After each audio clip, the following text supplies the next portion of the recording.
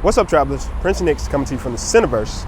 I'm out here in the museum district, and what I want to talk about today is the idea of having strong personal standards. Now, I was talking about this with a friend recently. We were talking about the value of having strong personal standards.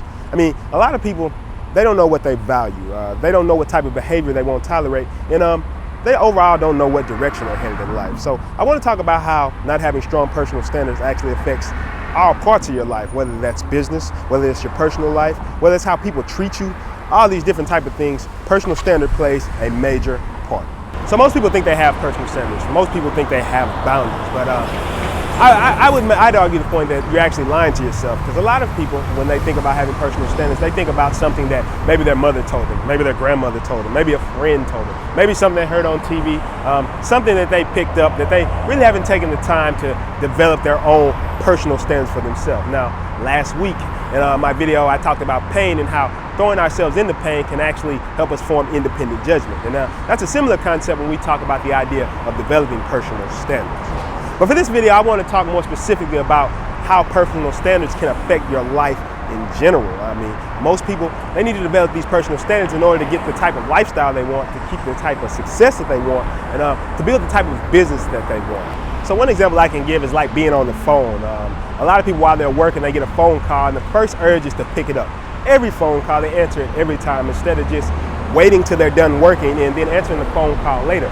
This all manifests as people pleasing. But what about personal standards? What about not wanting to offend people? What about being scared to voice your own opinion because somebody might not like you? Now, this is the same thing. This is how our time gets given away. So that's like if somebody calls you and say, hey, you want to go out tonight, but you know you should be working. Now, I want to give a disclaimer. There's nothing wrong with going out and unwinding a little bit. I think it's equally necessary to get periods of expansion and contraction. But I think the biggest thing is your own personal standards. If you set the standard and say, I'm not working tonight. This is a night that I'm taking to work on my business completely, or this a week, or whatever the case may be. And then as soon as somebody calls you and they say, hey, it's time to go out tonight, and you give up your authority like that, you have lacked personal standards, and it's taking all your time. And you wonder at the end of a week, you wonder at the end of a month, where's my time going? Where's all the time going? But if you really look at it, it's obvious where your time's going. It's going to gossip. It's going to just not having any standards and having no authority over yourself. So it's important that you gain that authority over yourself and get out of the chronic people pleasing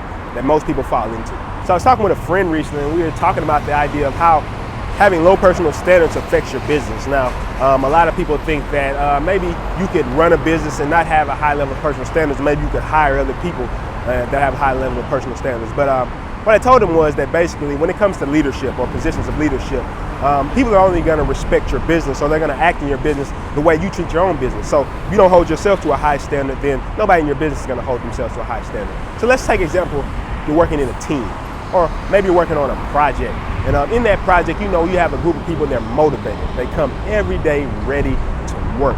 But let's take one person. One of these people, every time you call that person, they never answer the phone, or they'll always sleep, or anytime that something or a part of their project needs to get turned in, they never bring it on time.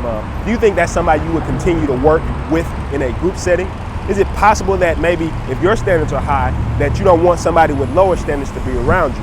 And that's one of the biggest things when it comes to business. To get this high level talent, or get these high level people around you, or to attract the right type of people into your business, one of the things you have to do is have high personal standards for yourself.